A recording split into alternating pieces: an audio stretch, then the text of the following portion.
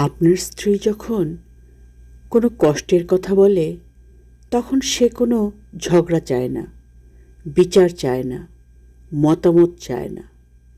সে চায় আপনি তার কথাগুলো খুব মনোযোগ দিয়ে শুনুন এবং বলুন, আমি তো আছি। কিন্তু দুঃখের বিষয় কি জানেন, বেশিরভাগ পুরুষই দেখা যায় স্ত্রীর কথা মনোযোগ দিয়ে শোনা তো দূরের কথা, উল্টো তার উপরেই রাগ দেখায়। সব থেকে অবহেলিত আত্মীয়কে জানেন? সব থেকে অবহেলিত আত্মীয় হলো মেয়ের শ্বশুরবাড়িতে মেয়ের বাবা মা। কারণ তাদের উপস্থিতি অনেকেই পছন্দ করে না। এটা একটা মেয়ের কাছে সবচেয়ে কষ্টের। এটা যে মেয়ের সাথে হয় সেই শুধু জানে এটা কতটা গভীর ক্ষত সৃষ্টি করে।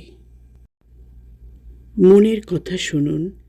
আপনার মন বা সিক্স সেন্স কোনো ইঙ্গিত দিলে তা অবহেলা করবেন না।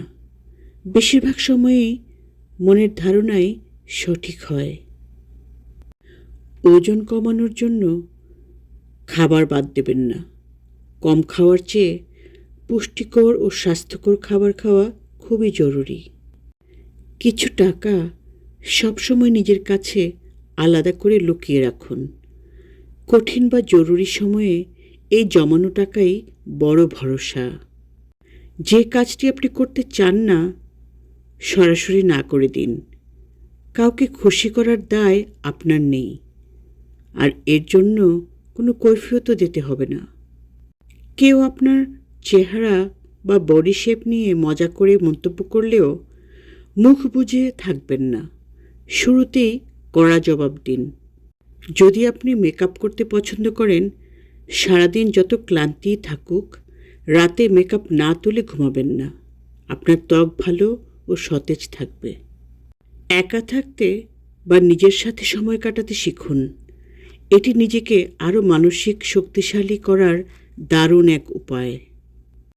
যেসব বন্ধুরা আপনার মানসিক শান্তি নষ্ট করে বা নেতিবাচকতা ছড়ায়, তাদের মায়া ত্যাগ করে জীবনে এগিয়ে যান।